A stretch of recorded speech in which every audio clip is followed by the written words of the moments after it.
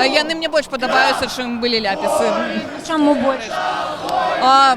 Мне больш падабаецца энергетыка на іх канцэртах.